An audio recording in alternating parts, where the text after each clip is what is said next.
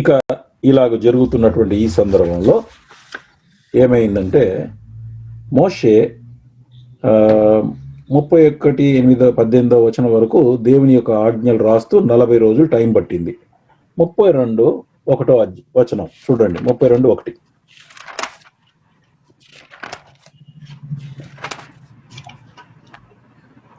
మోషే కొండ దిగకుండా తడవు చేయుట ప్రజలు చూచినప్పుడు ఆ ప్రజలు అహరోను వద్ద కూడు వచ్చి, లెమ్ము, మా ముందర నడుచుటకు ఒక దేవతను మా కొరకు చేయుము. ఐగుప్తు దేశంలో నుండి మమ్మల్ని రప్పించిన మోషే అనువాడు ఏమాయనో మాకు తెలియదని అతనితో చెప్పిరి. అంటే ఏమనుకున్నారంటే వాళ్ళు, 6 వారాలు అయింది, మరి ఆయన కనబట్టలేదు, ఒకవేళ కాలిపోయిండేమో ఆ మంటల్లో అనే అనుమానం ఎక్స్ప్రెస్ చేసిండొచ్చు. బహుశా ఇది ఒక కామెంటేటర్ యొక్క ఆలోచన. బహుశా అట్లా కూడా వాళ్ళు భయపడి ఉంటారేమో అనుకొని ఆయన లేడు అని చెప్పి వాళ్ళు సొంతగా చేయటానికి ఏం చేశారు వాళ్ళు, అందుకు అహరోను, మీ భార్యలను, మీ కుమారులను, కుమార్తెల చెవులున్న బంగారు పోగులను తీసుకొని నా యొద్దకు తీసుకొని రండి అని వారితో చెప్పగా ప్రజలందరూ తమ చెవులకున్న బంగారు పోగులను తీసి అహరోను వద్దకు తెచ్చిరి. అట్లు వీళ్ళు బంగారు దూడను చేసి ఏం చేశారు? 5వ వచనంలో, మరి అహరోను రేపు యెహోవాకు పండుగ జరుగునని చాటింపగా మరునాడు వారు ఉదయం లేచి దహన బలులను సమాధానం అర్పించిరి.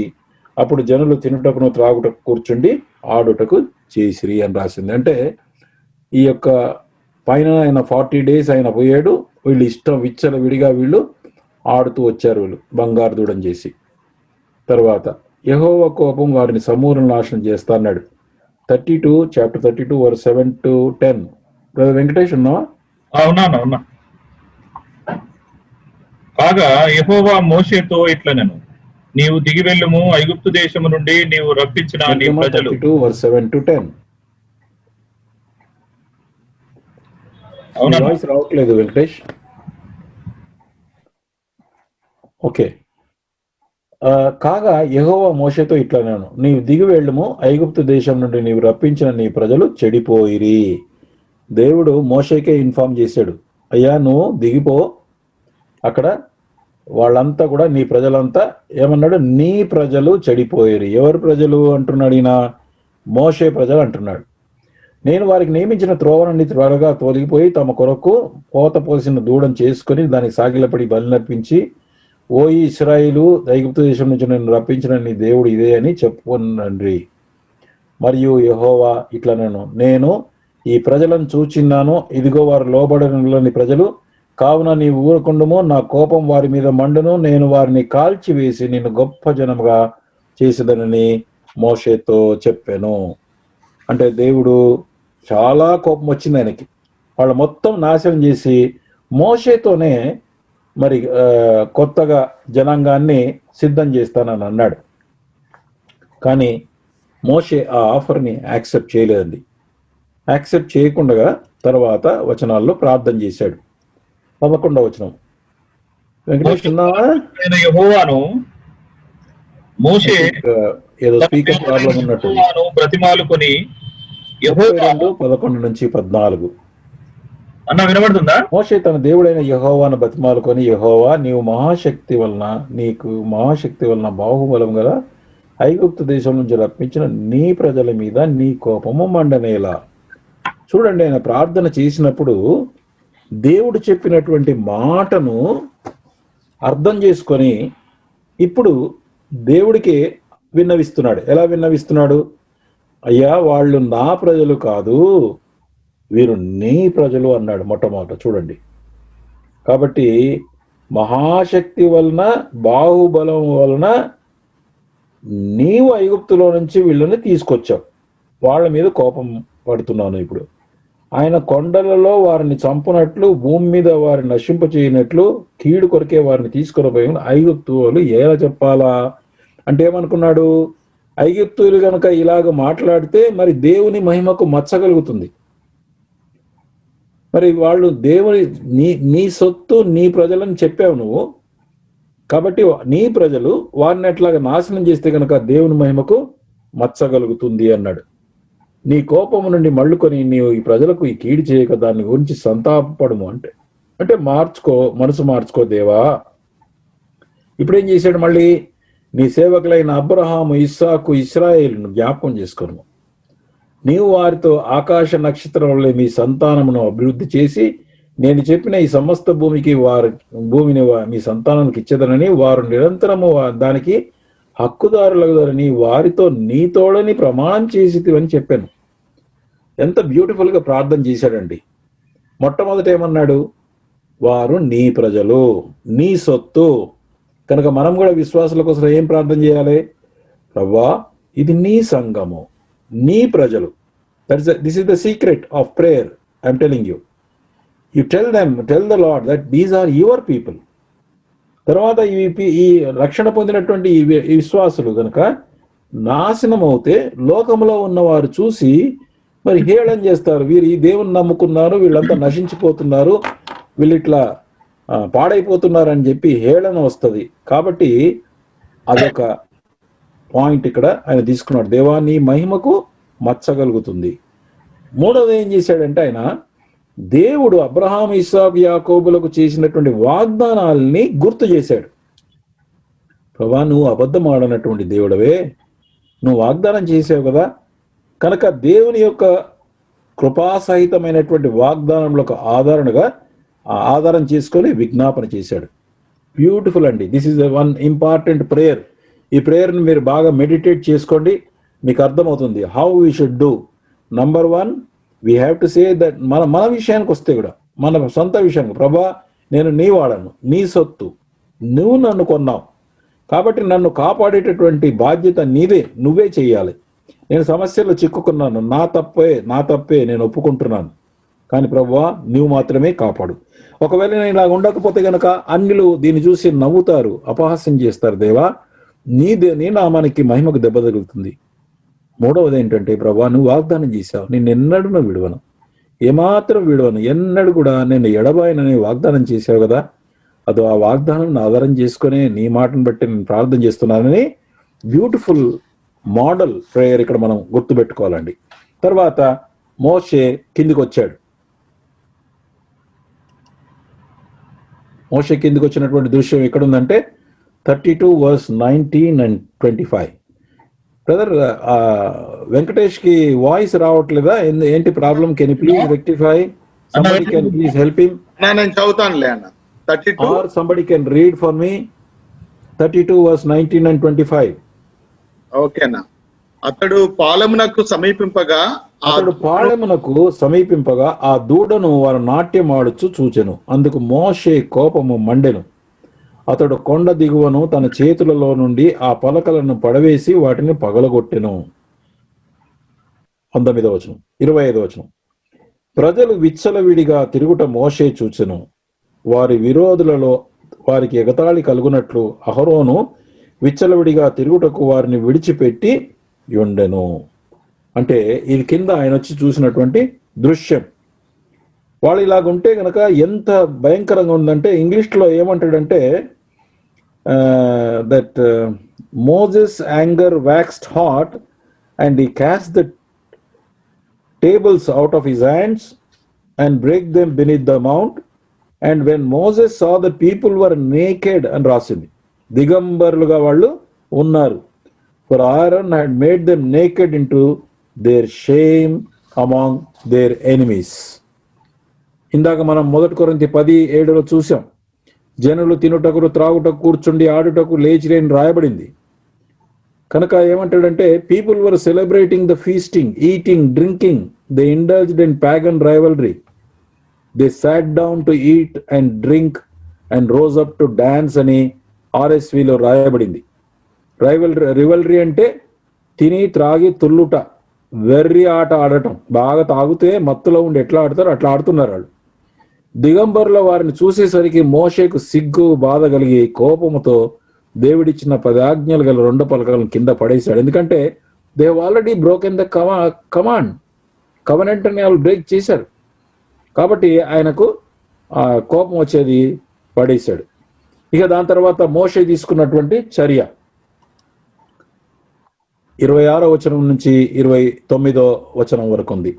అందుకు మోషే పాళెం యొక్క ద్వారం నిలిచి, యెహోవా పక్షాన ఉన్న వారందరూ నా యొద్దకు రండి అనగా, లేవీయులందరూ అతని యొద్దకు కూడి వచ్చిరి. ఇది చాలా ఇంపార్టెంట్ ఇన్సిడెంట్ అండి. ఎవరైతే యెహోవా పక్షాన ఉన్నారో వారు రండి అంటే లేవీయులు వచ్చారు ఆయన దగ్గరికి. ఈ లేవీయులకు అందుకే తర్వాత కాలంలో వాళ్ళు పొందినటువంటి గొప్ప ధన్యత ఏంటంటే దేవుని ఇంటిలో సేవ చేయటానికి వాళ్లకు ఎలిజిబిలిటీ రావటానికి ఒక కారణం ఇది. దేవుని యొక్క కృపనే వారిని తీసుకోవడానికి. కానీ వాళ్ళు వచ్చారు. వచ్చిన తర్వాత అతడు వారిని చూచి, మీలో ప్రతివాడును, అంటే లేవీలో ఉన్నా గాని, తన కత్తిని తన నడుమును పట్టుకుని పాళెంలో ద్వారం నుండి ద్వారం వెళ్ళుచు ప్రతివాడు తన సహోదరుని, ఒకవేళ సహోదరుడు అలా చేస్తే సహోదరుని చంపాలా, తన చెలికాడి చేస్తే ప్రతి చెలికాడిని చంపేయాలా. అలా చెప్పినప్పుడు వీరు ధైర్యం చేసుకొని లేవీయులు కేవలము దేవుని యొక్క ఆయన యొక్క తీవ్రతను, ఆయన కోపాన్ని మరి చల్లార్చడానికి లేవీయులు మోషే మాట చొప్పున చేయగా దినంలో ప్రజల్లో ఇంచుమించు 3,000 మంది కూలిరి. ఏలైనగా మోషే వారిని చూచి, నేడు యెహోవా మిమ్మల్ని ఆశీర్వదించినట్లు మీలో ప్రతివాడు తన కుమారుని మీద పడియే గాని తన సహోదరుని మీద పడియే గాని యెహోవాకు మిమ్మును మీరే ప్రతిష్ఠిత చేసుకొనడను. కాబట్టి ఏం చేశారండి లేవీయులకి? ఇది చాలా కష్టమైనటువంటి పని. సొంత ఫ్యామిలీ మెంబర్స్ అయినా సరే, ఎవరినైనా సరే మరి వాళ్ళు నివారణ చంపేయడానికి దేవుడు ఆజ్ఞ ఇచ్చారు. వాళ్ళు అలా చేశారు. 3,000 మంది చనిపోయారు. ఇది ఒకవైపు ఏమో 40 దినాల పైన ఉండి ఆయన కొండపైన రాస్తా ఉన్నాడు. కింద వీళ్ళు చేసినటువంటి పని ఏంటంటే విగ్రహాన్ని పూజిస్తూ వచ్చారు వీళ్ళు. మరునాడు 33వ అధ్యాయం 1 నుంచి 3వ వచనం. 33:1 నుంచి. హలో అన్న, నేను చదివేదా?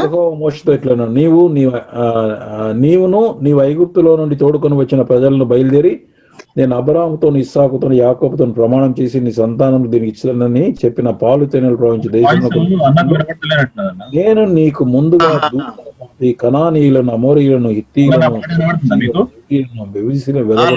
వినబడుతుంది. మీరు లోబడని ప్రజలతో కూడా రాను అన్నాడు. అయిపోయింది. అప్పుడే దేవుడు నా కొరకు దేవాలయం చేయమని అన్నాడు. అంత గొప్ప భాగ్యం వాళ్ళకు ఉండింది. కానీ దేవుడు నో అన్నాడు. ఇప్పుడు వారి మధ్య ఉండడానికి నిరాకరించాడు. ఎంత భయంకరమైనటువంటి పరిస్థితి అంటే ఆల్మోస్ట్ వాళ్ళు మిస్ అయిపోయారు యాక్చువల్గా. ఇక్కడ మోషే యొక్క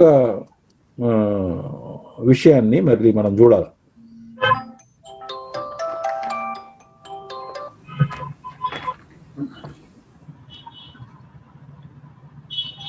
బ్రదర్, నా వాయిస్ రావట్లేదా? Is my voice coming? మాదే నీకు వినబడతలేనట్టుంది. హలో,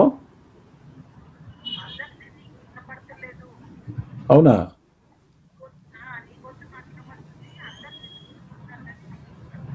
ఓకే అన్న, మీ వాయిస్ వినబడుతుంది. మీ వాయిస్ ఓకే అన్న, మాకు అది వెంకటేష్ వినబడతలేదు. కో-హోస్ట్ చేయలేదా? Venkatesh is not able to talk. లేదన్నా. Shyam, you are not able to talk. అన్నా వెంకటేష్ అన్నా చెప్పండి అన్నా. 33:4 నుంచి 6. ప్రజలు ఆ దుర్వార్తను విని దుఃఖించిరి. ఎవడును ఆభరణములను ధరించుకొనలేదు. కాగా యెహోవా మోషేతో ఇట్లనెను, నీవు ఇశ్రాయేలీయులతో మీరు లోబడనొల్లని ప్రజలు, ఒక క్షణమాత్రము నేను మీ నడుమకు వచ్చిన మిమ్మల్ని నిర్మూలము చేసేదను గనుక మిమ్మల్ని ఏమి చేయవలనో అది నాకు తెలియనట్లు మీ ఆభరణములను మీ మీద నుండి తీసివేయుడి అని చెప్పుమనెను. కాబట్టి ఇశ్రాయేలీయులు హోరేబు కొండ యొద్ద తమ ఆభరణములను తీసివేసిరి. సో ఇప్పుడు వాళ్ళకు దుఃఖం కలిగింది. ఇక ప్రభు రాడు అనే మాట వచ్చేసిన తర్వాత, ఎందుకంటే ఇంత పెద్ద జనాభాను తీసుకెళ్ళి వెళ్ళడం ఎవరి చేతన అవుతుంది? ఇది ఇంపాసిబుల్. కాబట్టి ఈ నేను షేర్ చేస్తున్న డాక్యుమెంట్ కనబడుతుందా బ్రదర్? కనబడుతుందన్న. ఓకే. సో ఈ విషయం రాగానే మరి మోషే కూడా దీని వెనకాల అన్నాడు, లేదు ప్రభా, నువ్వు రాకపోతే మేము అసలు పోలేము, ఇది ఇంపాసిబుల్ అని ఆయన మళ్ళీ ప్రార్థన చేశాడు. అదికి. సో అక్కడి నుంచి మనం చూస్తే కనుక 33:8-9 చూడండి. 33:9-8-9. మోషే ఆ గుడారమునకు వెళ్ళినప్పుడు ప్రజలందరూ లేచి ప్రతి వాడు తన గుడారపు ద్వారమందు నిలిచి అతడు ఆ గుడారములోనికి పోవు వరకు అతని వెనుక తట్టు నిదానించి చూచుచుండెను. మోషే ఆ గుడారములోనికి పోయినప్పుడు మేఘస్తంభము దిగి ఆ గుడారపు ద్వారమందు నిలువగా యెహోవా మోషేతో మాట్లాడుచుండెను. సో ఇది వెలుపట అండ్ పాలెంలకు వెలుపల మార్చేశారు. ఇంకా వాళ్ళ యొక్క అపవిత్రతను బట్టి ఇంకా పాలెం లోపల ఉండేది గుడారం, అక్కడ నుంచి తీసి బయట పెట్టేశారు. ఇంకా అందుకే ఆయన బయట పోయి అక్కడ దేవునితో మాట్లాడుతూ వచ్చాడు అనమాట. వచ్చిన తర్వాత మళ్ళీ మోషే వారిని క్షమించమని తిరిగి వేడుకోవడానికి ఆయన 30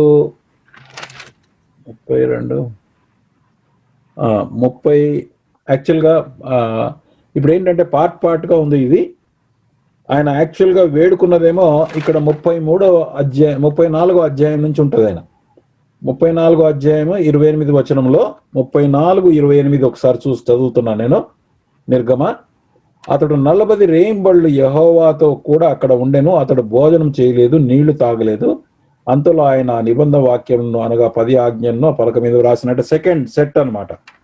మళ్ళీ వెళ్ళాడు పైకి, మళ్ళీ వెళ్ళి ఆయన దగ్గర వేడుకున్నాడు. ఇక్కడ మనం 32వ అధ్యాయం 32వ వచనం చూస్తే 32 చూస్తే, అయ్యో నీవు వారి పాపమును ఒకవేళ పరిహరించితివా, లేని యెడల నీవు రాసిన నీ గ్రంథంలో నుండి నా పేరు తుడిపివేయమని బతిమాలు కొనుచున్నాను అన్నాడు. ఇక్కడ మనకు ఒక 1 or 2 verses లో మాత్రమే మనకు కనబడుతుంది, కానీ యాక్చువల్గా ఆయన 40 days అక్కడ బతిమాలాడు. అదే విషయాన్ని మనకు ద్వితీయోపదేశ కాండం 9వ అధ్యాయం ఒకసారి అది చూస్తాను. ద్వితీయోపదేశ కాండం మీరు కూడా చూడండి. ద్వితీయోపదేశ కాండం చాప్టర్ 9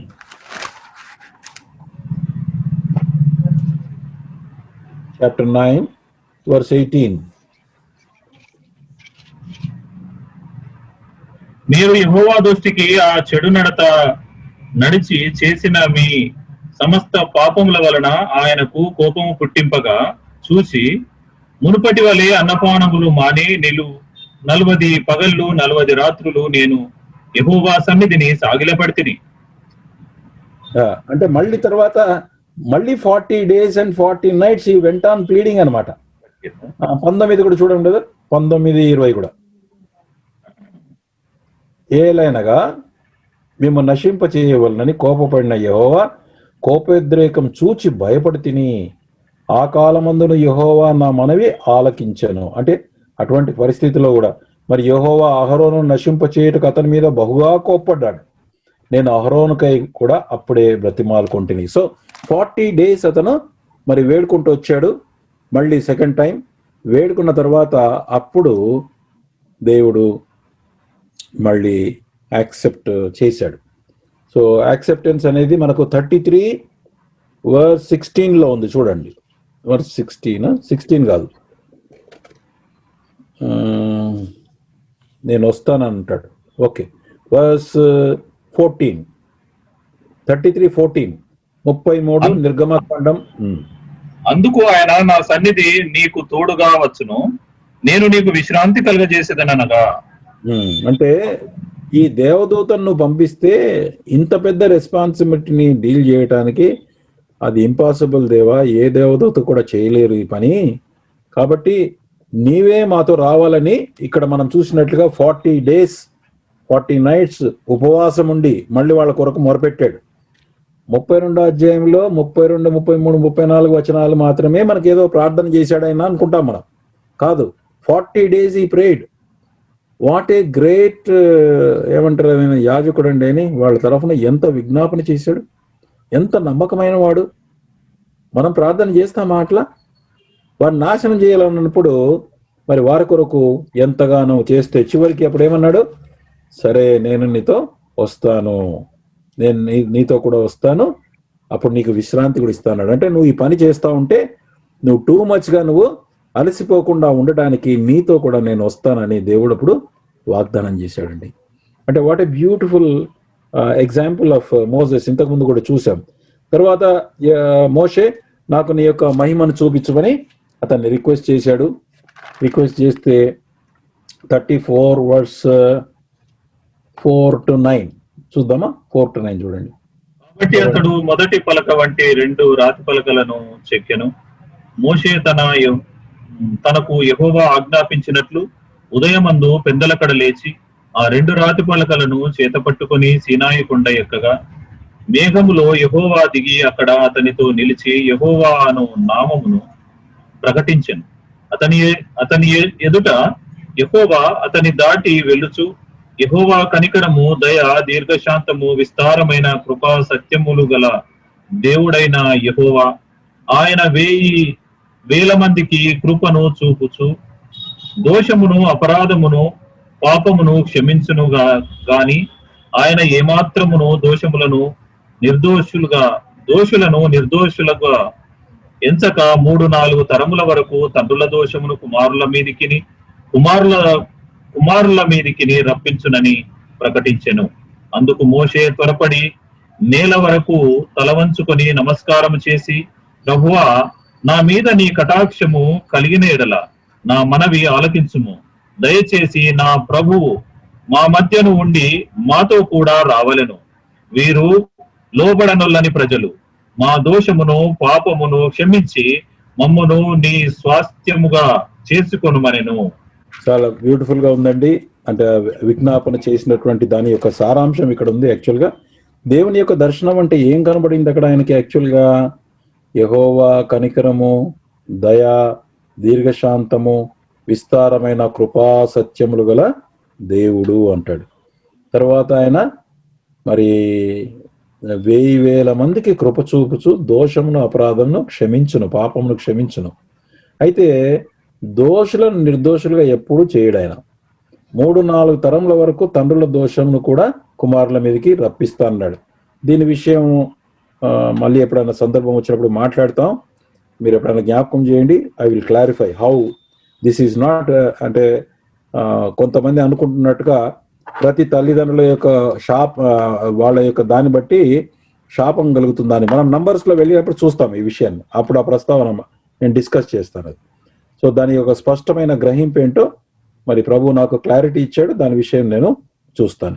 ఇక్కడ మోషే ఇంకొక మాట అన్నాడు. 33:16 చూడండి. This is very important. నిర్గమ 33:16. నా ఎడలను, నీ ప్రజల ఎడలను నీకు కటాక్షము కలిగినదని దేని వలన తెలియబడును? నీవు మాతో వచ్చట వలనే కదా. అట్లు మేము అనగా నేనును నీ ప్రజలను భూమి మీదనున్న సమస్త ప్రజలలో నుండి ప్రత్యేకింపబడదుమని ఆయనతో చెప్పాను. సో ఇంపార్టెంట్ అండి, గుర్తుపెట్టుకోండి. మనం కూడా మేము అనగా నేనును నీ ప్రజలను భూమి మీద ఉన్న సమస్త ప్రజల నుంచి ప్రత్యేకత దేని వల్ల? నీవు మాతో వచ్చుట వలనే. ఒక విశ్వాసికి ప్రపంచంలో ఉన్న అవిశ్వాసులకు తేడా ఏంటంటే ప్రభు నీతో ఉండుట వలన, దేవుడు మీ మధ్య ఉండుట వలన. దేవుడు గనక మన మధ్య లేకపోతే, దేవుడు నాలో గనక, ప్రభు గనక ఆత్మ ద్వారా రాకపోతే గనక నాకు అవిశ్వాసికి తేడా ఏమీ లేదండి.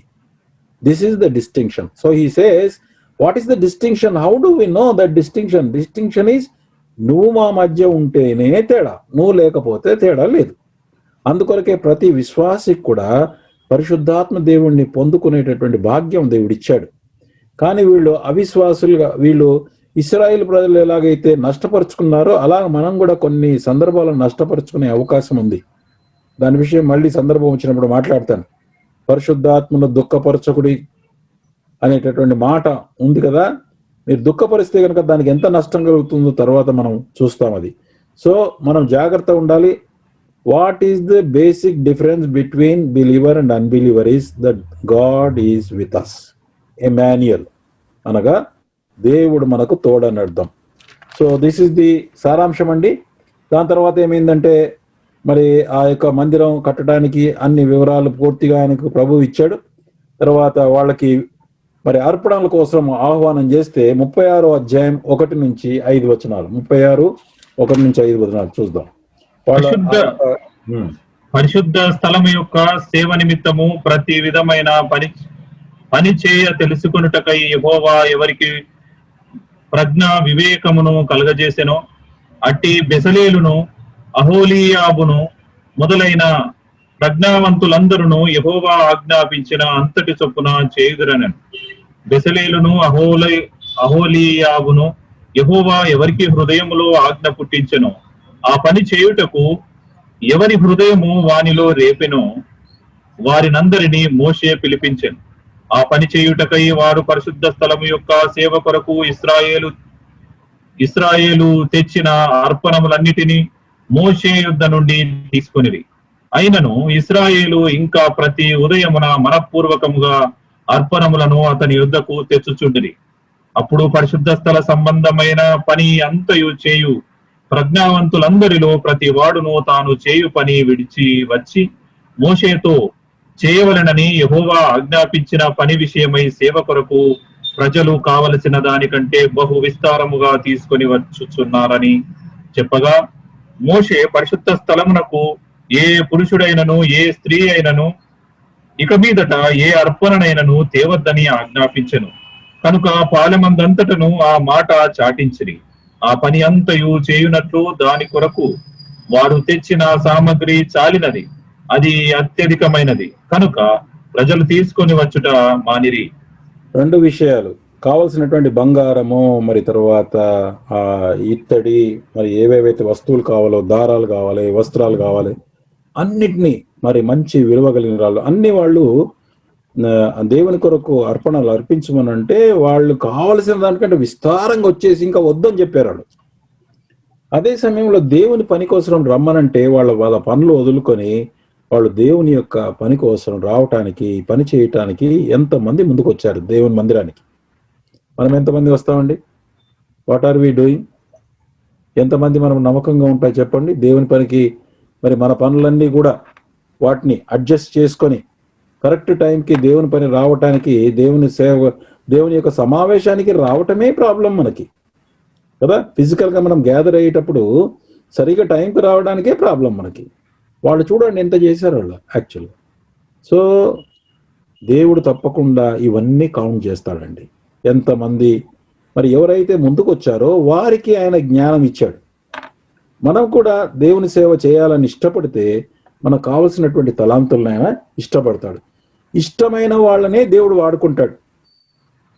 ఇష్టం లేని వాళ్ళు, నిర్లక్ష్యంగా ఉండే వాళ్ళని దేవుడు అస్సలు ముందుకు పోనీయడండి. అక్కడ చెప్పాడు. అక్కడ అంటే అసలు నీకు తలాంతులు ఇచ్చిన తర్వాత నువ్వు తలాంతులు వాడకపోతే ఎవరికి కలిగి మంచిగా పనిచేస్తున్నారో వాళ్ళకే ఎక్కువ ఇమ్మంటాడు ప్రభు. ఆ పని చేయనోడు ఖాళీగా ఉన్నాడు, వాడి దగ్గరికి వెళ్ళి తీసేయమంటాడు. ఇప్పుడు ఆఫీస్లో కూడా చూడండి, ఆఫీస్లో ఎవరు నమ్మకంగా పనిచేస్తారో, ఒక ఫ్యాక్టరీలో ఎవరు నమ్మకంగా పనిచేస్తారో ఆ ఓనర్ కూడా అతనికే ఇస్తాడు ఎక్కువ వర్క్.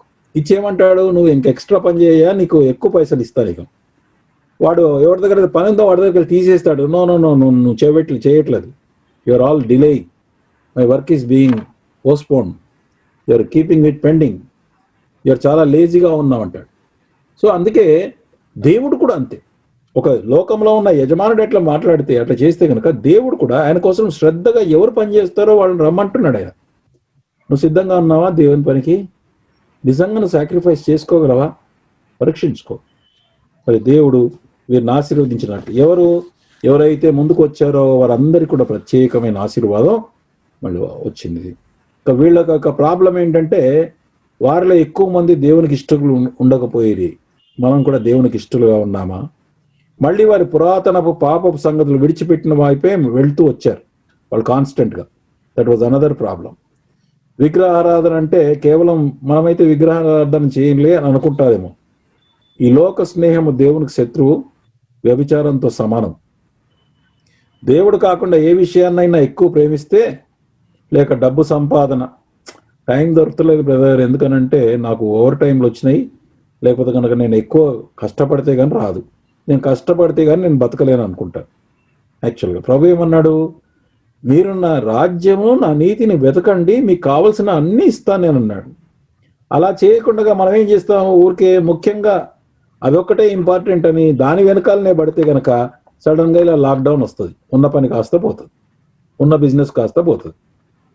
మనం ఉన్నప్పుడు మనం ఎంత నమ్మకంగా ప్రభు కోసం టైం ఇచ్చాం, అది చాలా ఇంపార్టెంట్. పిసినారితనం ఎవరితో పంచుకోదు, నాకే కావాలి, నా దగ్గర ఉంది, జోబులకి ఒక్క పైసా పోవద్దు.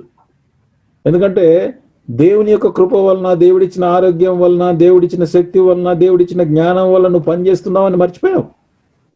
దేవుని కొరకు ఇయ్యవు, కేవలం నీ కొరకు మాత్రమే ఉంచుకుంటావు. వీళ్ళు అలా చేయలేదండి. వాళ్ళు ఎంత విస్తారంగా తీసుకొచ్చారో కదా. కొంతమంది దేవుని గురించి మాట్లాడుకునే బదులు, అంటే మంచి విషయాలు మాట్లాడుకునే వాళ్ళు ఏదో రాజకీయాలు మాట్లాడడమో లేకపోతే టీవీకో ఫేస్బుక్కో అడిక్ట్ అయిపోతారు కొంతమంది. విగ్రహారాధన కృపాధారమును విసర్జించును అంటే idolatry forfeits the grace of God. అంటే విగ్రహారాధన ఎవరు చేస్తారో వారి పట్ల దేవుని యొక్క కృప ఉండదు.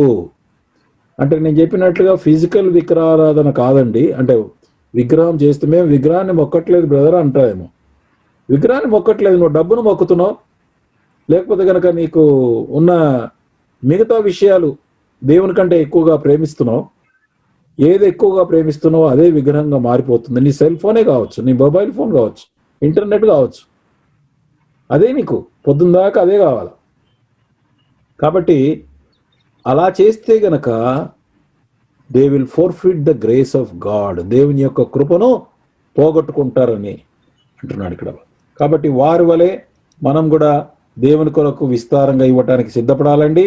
మరి దేవుని పని కొరకు కూడా ముందుకు రావాలి. ఈరోజు మనలో దరిద్రత కనబడటానికి కారణం, ఐఎమ్ టెలింగ్ యూ క్లియర్లీ, కారణం ఏంటంటే దేవునికి ఇవ్వటానికి అస్సలు ఇష్టపడలే అనుకుంటున్నారేమో మీరు. మేము చాలా జాగ్రత్తగా చేస్తున్నాను, అన్ని మంచిగా నేను కాపాడుకుంటున్నాను, ఎంత సేవింగ్స్ చేసుకుంటానని నేను అనుకుంటా. టక్కున ఒక్కరోజు హాస్పిటల్కి పోతే నీకు తెలియకుండా ₹1,00,000 ఎగిరిపోతాయి. నువ్వు జమ చేసుకున్న అన్నీ ఎగిరిపోతాయి. దేవుని కోసం ఏం చేస్తున్నావు? ఆయనకి నీకు డబ్బులు కూడా అవసరం లేదండి. నువ్వు ఆయన కోసం ఫిజికల్గా ఏం చేస్తున్నావు? How are you ready? How much time you're spending? What are you? ఎలాగ నువ్వు దేవుని యొక్క సత్యాన్ని ఇతరులతో పంచుకునే విషయంలో ఏం చేస్తున్నాను? అన్యులతో కానీ లేక సంఘంలో ఉన్న వాళ్ళతో కానీ నువ్వు ఎంత శ్రద్ధ వహిస్తున్నావు? ఆల్వేస్ నీ పని పని పని అనే పోతున్నావు, కానీ నీ పనికి కూడా ఒక లిమిట్ అనేది ఉంటుంది వర్క్లో. కొంతమంది వర్క్ ఈజ్ వర్షిప్ అంటారు, అది భయంకరం. అది work is not worship. You have to worship only God. God is the first preference. ఈ వర్క్ అనేది ఏంటి? నీ జీవన భృతి కోసం అంతే. కాబట్టి దయచేసి ప్రియులారా, ఈ విషయంలో చాలా జాగ్రత్తగా ఉందాం. వాళ్ళు మంచి ఉదాహరణ.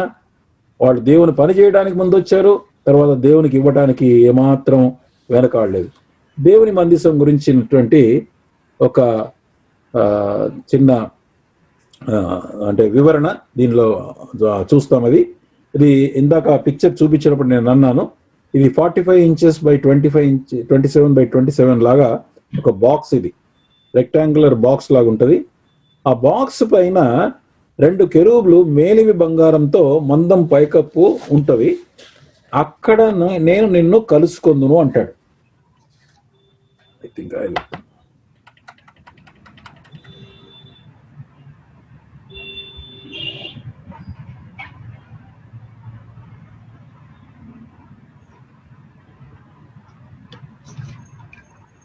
ఇది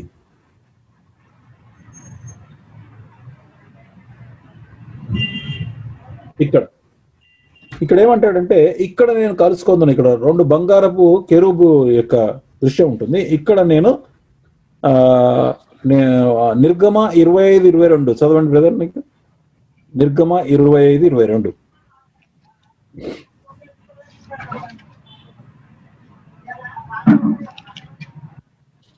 నిర్గమ 25:22. అక్కడ నేను నిన్ను కలుసుకొని కరుణాపీఠము మీద నుండి శాసనములు గల మందసము మీద నుండి నేను ఇశ్రాయేలీయుల నిమిత్తము మీకు ఆజ్ఞాపించే సమస్తమును నీకు తెలియజెప్పేదను. ఇక్కడ దేవుడు ఇక్కడి నుంచి మాట్లాడుతున్నాడు. ఇక ఈ కెరూబులు అనే కనబడుతున్నాడు. ఈ బాక్స్ లోపలనేమో ఈ 3 ఉన్నాయి. ఈ పైన ఉన్నటువంటి ఈ కెరూబుల మధ్య నుంచి దేవుని యొక్క ప్రెజెన్స్ అనేది, ఆయన యొక్క సన్నిధి ఒక మేఘం లాగా, తేజస్సు లాగా, కరుణాపీఠం మీద కెరూబుల మధ్య యెహోవా తేజస్సు ఆయన సన్నిధిగా ఉండింది. హెబ్రీ భాషలో దాన్ని షకీనా మహిమ అని పిలిచెదరు. దేవుని మహిమ యొక్క ప్రత్యక్షత, యెహోవా ఈ తేజస్సు మేఘంలో తాను ప్రత్యక్షమైనాడు. అయితే దానికి అపవిత్రత కానీ పాపము కానీ తాకలేదు కనుక ఎవరు కూడా పాపంతో లోపలికి వచ్చే అవకాశమే లేదు. దానికి బంగారు రేకుతో తాపబడిన 2 తుమ్మ మోత కర్రలు దానికి ఇరువైపులా ఉన్న బంగారు ఉంగరాలు దూర్చారు అని అన్నాడు. అంటే ఇక్కడ ఎలాగైతే లోపల తుమ్మ తర్వాత బయట నుంచి మరి బంగారం ఉందో దాని విషయానికి వస్తే గనక తుమ్మకర్ర మనుష్య స్వభావానికి సూచన, బంగారం దేవుని పరిశుద్ధతకు సూచన. దేవుని కుమారుడు మానవుడిగా యేసుక్రీస్తు జన్మించిన ఆయనలో ఏ పాపము లేదు. ఆయన ధర్మశాస్త్రం సంపూర్ణంగా నెరవేర్చిన ఏకైక మానవుడు. లోపల మరియు వెలుపల బంగారం ఉన్నట్లుగా మనుష్య కుమారుడుగా అంతరంగికంగా వెలుపల అతి పరిశుద్ధుడు. ఆయన శిలువ అనే బలిపీఠం మీద దేవుని నుండి మన పాపములు ప్రాయశ్చిత్తం కలిగి, ఇది మనకు తెలిసిన విషయమే. అంటే ఈ యొక్క లోపల తుమ్మ వెలుపలిదంటే మనుష్య కుమారుడుగా ఇప్పుడు వస్తాడు అనే దానికి సూచనగా అప్పుడు ఆ రోజుల్లో ఉండింది. ఈ బంగారు కుండనేమో ఎడారి ప్రయాణంలో 40 సంవత్సరాల వారికి ఆహారం ఏర్పాటు చేసిన యెహోవా నమ్మకత్వాన్ని సూచిస్తుంది. అది అహరోను కర్రనేమో వారి మధ్య ఉన్న మరి సణుగులు ఆపివేయటానికి, విరోధుల నోరు మోయించడానికి దేవుడు ప్రత్యేకంగా ఎన్నుకున్న ప్రధాన యాజకుడు పనికి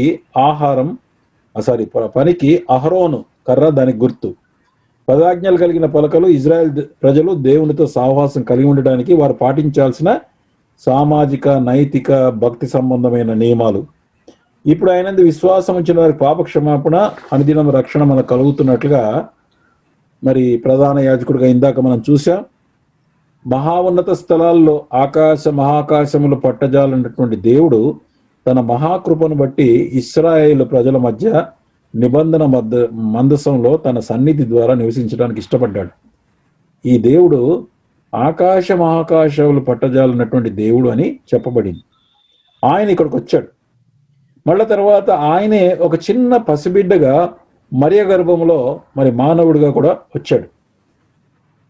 కాబట్టి నిబంధన మందసం ఇశ్రాయేల్ ప్రజల మధ్య అరణ్యంలో ప్రయాణం చేసినంత కాలం వారితోనే ఉన్నాడు.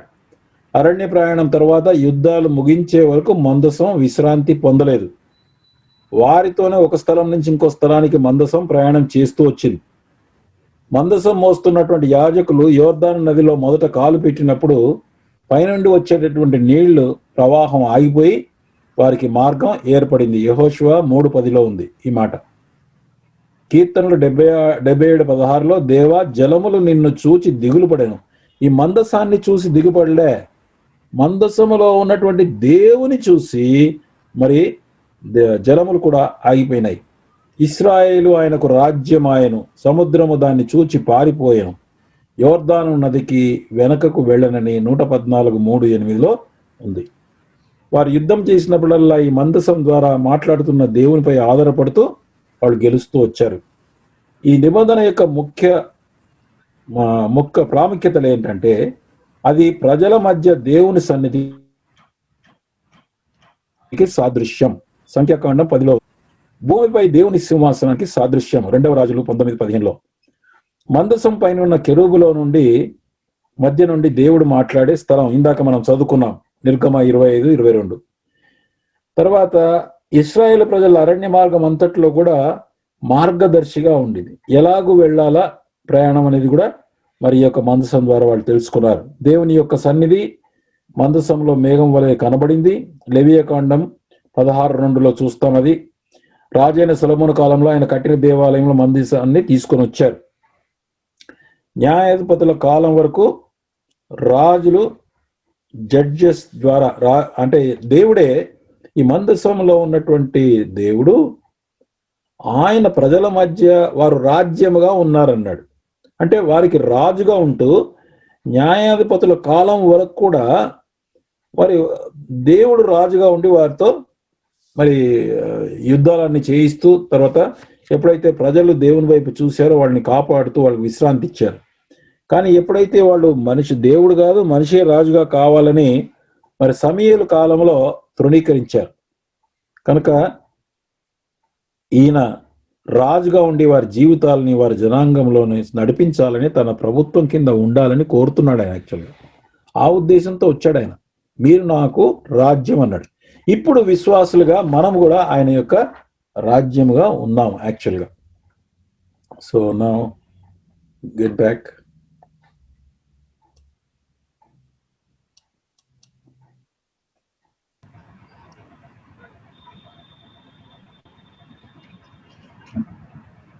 అన్ని రకముల వస్తువులు దేవుని ఆజ్ఞ ప్రకారంగా వాళ్ళు చేశారని 36 అధ్యాయం నుంచి 39 వరకు ఉంది. దేవుని మందసం చూసుకున్నాం. తర్వాత దేవుని యొక్క మంద యొక్క నిర్మాణం సంపూర్ణం అయిపోయింది. అయితే ఇది చివరిగా నిర్గమ 40వ అధ్యాయం 17 నుంచి 38 వచనాల చూడండి. ఎంతో 40 అధ్యాయం చూస్తే తెలుస్తుంది మనకి ఎండ్ వరకు.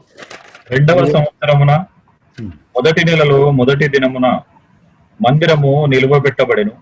యెహోవా మోషేకు ఆజ్ఞాపించినట్లు మోషే మందిరమును నిలువబెట్టి దాని దిమ్మలను వేసి దాని పలకలను నిలువబెట్టి దాని పెండెబద్దలను చొనిపి దాని స్తంభములను నిలువబెట్టి మందిరము మీద గుడారమును పరచి దాని పైని గుడారపు కప్పును వేసెను.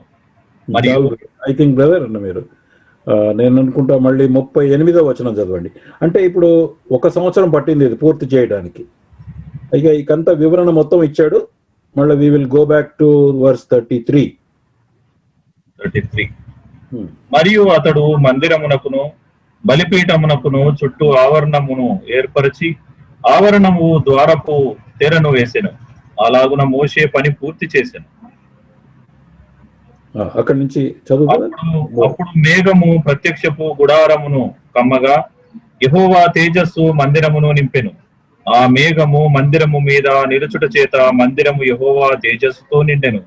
కనుక మోషే ప్రత్యక్షపు గుడారములోనికి వెళ్ళలేకుండెను. మేఘము మందిరము మీద నుండి పైకి వెళ్ళునప్పుడెల్లను ఇశ్రాయేలీయులు ప్రయాణమైపోయేది. ఇదే వారి ప్రయాణ పద్ధతి. ఆ మేఘము పైకి వెళ్ళని ఎడల అది వెళ్ళు దినము వరకు వారు ప్రయాణము చేయకుండిరి. ఇశ్రాయేలీయులందరి కన్నుల ఎదుట పగటి వేళ యెహోవా మేఘము మందిరము మీద ఉండెను, రాత్రి వేళ అగ్ని దాని మీద ఉండెను. వారి సమస్త ప్రయాణములలో ఇలాగుననే జరిగెను. కాబట్టి మేఘము వలె డే అంతా మేఘం వలె రాత్రి వేళ అగ్ని అంటే వాళ్ళకు వెలుగుగా మరి ఉంటూ ఆ పైకి వచ్చినప్పుడు వాళ్ళు ప్రయాణానికి వెళ్ళేవాళ్ళు, లేకపోతే ఆగిపోయారు. అంటే క్లియర్గా సంపూర్ణంగా దేవుని యొక్క డైరెక్షన్లోనే వాళ్ళు ముందుకు వెళ్తూ వచ్చారు. అందులో మందసంలో ఉన్నటువంటి మందసం అంటే ఆ బాక్స్లో ఏమి లేదండి. అగైన్ ఇప్పుడు ఇంపార్టెంట్ అదే. ఇప్పుడు వాళ్ళు ఏం చేశారంటే న్యాయాధిపతుల కాలంలో చేసినటువంటి ప్రాబ్లం ఇదే. మళ్ళీ వాళ్ళు దేవుని యందు విశ్వాసం ఉంచాల్సినటువంటి ఇంపార్టెంట్. సో దేవుడి యొక్క ప్రత్యక్షత, దేవుని యొక్క సన్నిధి అక్కడ ఉంది. దేవుడున్నాడు, మా విశ్వాసం దేవుని యందే, కానీ ఆయన మందసం నుంచి మాట్లాడటానికి ఏర్పాటు చేసుకున్నాడు అని. మొట్టమొదటిసారిగా వాళ్ళు విగ్రహారాధన ద్వారా ఆల్మోస్ట్ పోయేదేది. ఇంకా మోషే గనక ప్రాపర్గా మరి యాజకత్వం చేసి ఆయన వారి పక్షాన ఆయన విజ్ఞాపన చేయకపోతే అటువంటి నమ్మకమైనటువంటి దేవుని సేవకులు కావాలి ఈ రోజుల్లో. దేవుని ఇంటి పక్షాన, దేవుని ప్రజల పక్షాన పోరాడే వాళ్ళు కావాలి. లేక మోషేకు ఆఫర్ ఇచ్చాడు, నేను నీ ద్వారా చేస్తా, వీళ్ళందరినీ నాశనం చేస్తా అంటాడు. ఆయన ఒప్పుకున్నాడా? ఒప్పుకోలే. లేదు ప్రభా, నాకొద్దు, నాకు అసలు ఆ విషయం అట్లా వద్దు, నువ్వు తీసుకొచ్చావు ఈ ప్రజల్ని, ఇది నిర్వహించాల్సింది ప్రభా, నువ్వే కాపాడాలని వారు క్షమించు అని బతిమాలతో వచ్చాడు ఇక్కడ యాక్చువల్గా. ఇలాగా ఉన్న తర్వాత వీళ్ళు న్యాయాధిపతుల కాలంలో కూడా ఏం చేశారంటే వీళ్ళు యుద్ధానికి వెళ్ళేటప్పుడు వాళ్ళు దేవుని యందు విశ్వాసం ఉంచి ముందే విచారణ చేసి, దేవా మేము యుద్ధం చెయ్యాలా వద్దా అని దేవుణ్ణి అడగకుండా వాళ్ళు ఏం చేశారంటే ఈ డైరెక్ట్గా ఈ మందసాన్ని తీసుకొని యుద్ధం యొక్క స్పాట్కి తీసుకెళ్తే ఆ భౌతిక బల్ల లేకపోతే ఆ బాక్స్ని వాళ్ళు అందులోనే ఉందే మహిమ అనుకున్నారు వాళ్ళు. కనుక ఇది వారి యొక్క ఆత్మీయ గుడ్డితనం, శరీర తత్వానికి నిదర్శనం చెప్పాలంటే. మనం కూడా బల్లలో మనం పాలు పొందేటప్పుడు బల్లలో ఉన్నటువంటి రొట్టెలో ద్రాక్ష రసంలో కాదండి, ప్రమాణం చేసిన వాగ్దానం చేసినటువంటి ప్రభువును జ్ఞాపకం చేసుకోవాలి. అది ఇంపార్టెంట్. అది బలలో పాలు పొందినప్పుడల్లా, ప్రభువా నీవు మా కోసం చెప్పిన నీ మాటలు ఇంపార్టెంట్ అని చెప్పి దేవుని యొక్క వాగ్దానాలను ఆధారం చేసుకొని చెయ్యాలి. వాళ్ళు అలా చేయకుండా ఆ బాక్స్ని దీన్ని తీసుకొని వెళ్తే వాళ్ళు ఓడిపోయారు. అప్పుడు ఫిలిస్తీన్లు తీసుకొని పోయారు. మరి ఫిలిస్తీన్లకు కూడా మరి దేవుడు చూపించాడు తను ఎవరో అని అర్థమయ్యేటట్టుగా. సో అట్లా వాళ్ళు పోగొట్టుకున్నారు. అది అక్కడి నుంచి పోయిన తర్వాత తిరిగి మళ్ళీ వచ్చిన తర్వాత అప్పటి నుంచి ఇశ్రాయేలు వారి మధ్య దేవుడు లేడు. వారు దేవునికి ఆలయముగా ఉండే ఆధిక్యతను పోగొట్టుకున్నారు. దేవుడు లేకపోతే ఆలయం ఎట్లా? సంఘములో దేవుడు లేకపోతే మరి అది చర్చ్ ఎట్లా అవుతుంది? దేవుని ఆలయం ఎట్లా అవుతుంది? కనుక దేవుడు ఉండాలా, ఇంపార్టెంట్. ప్రభువు మన మధ్య నివసించడానికి సంఘాన్ని కాపాడుకోవాలా. Every brother and sister has got responsibility. ముఖ్యంగా ఎల్డర్స్ చూడాల్సింది ఏంటంటే, ప్రభువు మన మధ్య ఉన్నాడా? మన మధ్య ఉండాలంటే ఏం కావాలి? ఆయనకు లోబడాలి, ఆయన యందు విశ్వాసం ఉంచాలి, ఆయనకి ఇవ్వాల్సిన ప్రాధాన్యత అంటే ఆయనకు ప్రాముఖ్యత అందరికంటే ఎక్కువగా ఆయనకే ఇవ్వాలి. వాళ్ళు ట్రెడిషన్గా వెళ్ళిపోతే ఆయన వెళ్ళిపోయాడు, మళ్ళీ రాలేదు. కానీ మళ్ళీ 100 సంవత్సరాల తర్వాత కృప చొప్పున సొలొమోన్ దేవాలయంలో తిరిగి మహిమతో వచ్చాడు. ఆ దేవాలయంలో ప్రజల మళ్ళీ తర్వాత ఏమైపోయింది? సొలొమోన్ కాలంలో వచ్చాడు, కానీ మళ్ళీ తర్వాత రాను చరిత్రలో ప్రజల దుష్టత్వాన్ని బట్టి మళ్ళీ వారు విగ్రహారాధన రకరకాలుగా ఆచారాల గుండా వెళ్ళినప్పుడు మళ్ళీ దేవాలయాన్ని దేవుడు వదిలేశాడు. దాని తర్వాత ఆ దేవాలయాన్ని నాశనాన్ని కూడా చేశారు. ఇక అప్పటి నుంచి దేవుని సన్నిధి వారి మధ్య నివసించలేదు, కనుక వారు దేవుని ఆలయముగా ఉండలేదు. కాబట్టి ఇశ్రాయేలు వారు దేవుని ఆలయంగా లేరు. ఎందుకనగా దేవుని యొక్క మహిమ మళ్ళీ వాళ్ళు బబులోను దేశానికి వెళ్ళిపోయిన తర్వాత 70 సంవత్సరాల తర్వాత కోరేషు అనేటటువంటి రాజు వచ్చిన తర్వాత తిరిగి పొమ్మని పంపించారు. కానీ ఆ యొక్క 2వ దేవాలయంలో దేవుని యొక్క మహిమ తిరిగి రాలేదండి. గుర్తుపెట్టుకోండి, దేవుడు లేకపోతే దేవుని యొక్క ఆలయంగా వాళ్ళు ఉండడానికి అవకాశం లేనే లేదు. కనుక మనము కూడా దేవుని యొక్క సన్నిధి మన మధ్య ఉండటానికి బహు జాగ్రత్త వహించాలండి. 2 ముగ్గురు చాలు, కానీ మీరు నమ్మకంగా ప్రభువుకి ఆధిపత్యం ఇవ్వాలి. ప్రభు ఆధిపత్యానికి బదులుగా ఏ మనిషి మీదనో డిపెండ్ అయ్యి ఏ మనిషో గనక దాన్ని గనక స్ట్రాంగ్ హోల్డ్గా తీసుకుంటే గనక అక్కడ దేవుని యొక్క పాత్ర తగ్గిపోతుంది. దేవుని యొక్క అధికారం తగ్గిపోయినప్పుడు క్రమేపీ దేవుడు మరి అక్కడ దేవుని అధికారం ఎప్పుడు తగ్గిపోతుందో ట్రెడిషన్స్ వస్తాయి. వచ్చిన తర్వాత అక్కడ నుంచి మరి మెల్లగా విశ్వాసుల్లో కూడా అంచెలంచెలుగా దేవుడు మరి క్రమేగా తగ్గిపోతుంటారు. కాబట్టి చాలా జాగ్రత్తగా ఉండాల్సినటువంటి అవసరం ఉంది. దేవుడు మనకు సహాయం చేయనుగాక. నెక్స్ట్ టైం ఇక్కడ వరకు దేవాలయం పూర్తి అయిపోయింది. దేవుని యొక్క సన్నిధి వచ్చినట్టుగా మనం చూస్తున్నాం. మళ్ళీ so we will continue in the next session.